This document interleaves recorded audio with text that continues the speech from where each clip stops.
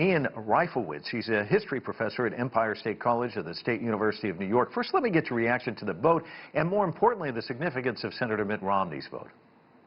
Well, it is quite significant. We've had 3 impeachment trials in the United States history. This is the first time that a senator from the president's party has voted to convict and remove him from office. That did not happen in either of the 2 previous trials. So this is unprecedented.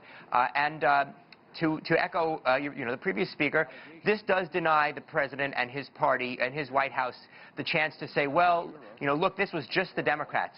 The Democrats convinced a member of the president's own party and a leader of that party that he should be removed from office. So that is a quite important stain. Plus, the Democrats all stuck together, even those in the most vulnerable states. Senator Doug Jones in Alabama, which is a very red state, senator who's up for re-election this year, voted to convict the president on both counts. Joe Manchin, senator from West Virginia, one of the most Republican states in the country, voted to convict on both counts. Senator Kyrsten Sinema from Arizona, a state that can go either way, also voted to convict. The president was hoping to get at least one, if not more, of those 3 to vote with him. He failed. Even in the House, you had a Republican who voted to impeach. Now, that Republican was Justin Amash from Michigan, who had been a lifelong Republican and then left the party on the eve of the impeachment vote because basically he was pushed out. We even saw today Donald Trump Jr. calling for the expulsion of Mitt Romney from the Republican Party.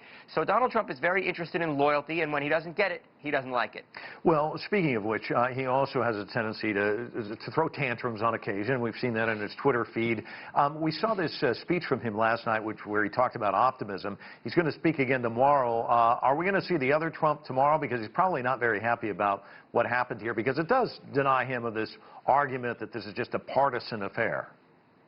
Right. Well, I would make 2 points. The one Trump that we saw last night that we will also see tomorrow is the Trump who doesn't tell the truth, who makes misleading statements or even lies. That we definitely saw last night. There were a number of things that he said about the economy. We saw some fact-checking from media on him there. But last night he was largely stuck to his script. I think tomorrow he will be a lot more freewheeling. He will be riffing. He will be ad-libbing, as is his wont. And when he does that, you're going to get some colorful remarks. You're probably going to hear about Hillary Clinton again. You're probably going to hear about James Comey. You might hear about Adam Schiff and Nancy Pelosi, and you're definitely going to hear about Mitt Romney. Where is the United States as a country today after this vote?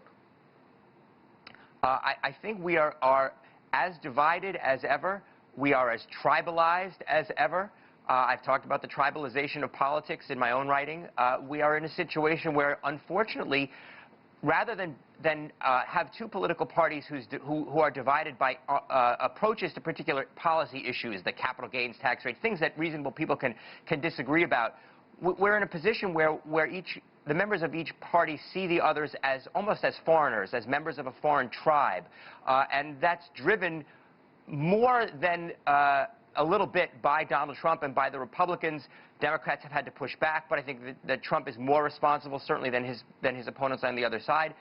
It's something that's going to be very difficult to overcome, and if Donald Trump wins re-election with this approach, I don't see how the Republican Party will abandon it at any point in the future, and that condemns this country to many more years of being tribalized, unfortunately. Well, let's talk a little bit more about that, because it's interesting. I saw some of the speeches as senators stood up and kind of made their cases for why they were going to vote the way they were.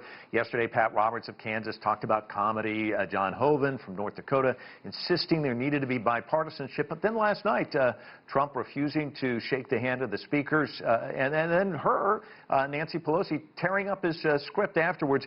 And to your point, because of your book, you talked about Rush Limbaugh and how he's kind of driven this fiery conservative radio talk show host here in the United States. And he was honored in the House last night. So talk to me about all of that. Right. I mean, the idea that Rush Limbaugh would be given the Medal of Honor, and not only be given the Medal of Honor, but be given the Medal of Honor during the State of the Union address, something that's totally unprecedented. Normally there's a ceremony and more than one person is given the honor of that medal in an evening. Totally unprecedented. Rush Limbaugh is somebody who has contributed nothing to the culture or the arts of the United States. He's not a statesman. He is a bomb thrower. He's a shock jock. But he is loyal to Donald Trump, or at least he has been loyal to Donald Trump since Trump emerged as the frontrunner. Having done some research, he was a little bit less loyal to Trump before Trump emerged as the frontrunner in 2015 and 2016, and before Trump ran for president, Limbaugh was certainly more ambivalent, let's say, about Trump. But the idea that you would put somebody like that forward as the recipient of the Medal of Honor is basically a way of trolling or thumbing your nose on Trump's part, thumbing your nose at Democrats, thumbing your nose at people whom Limbaugh has really condemned as the other. African Americans, immigrants, women.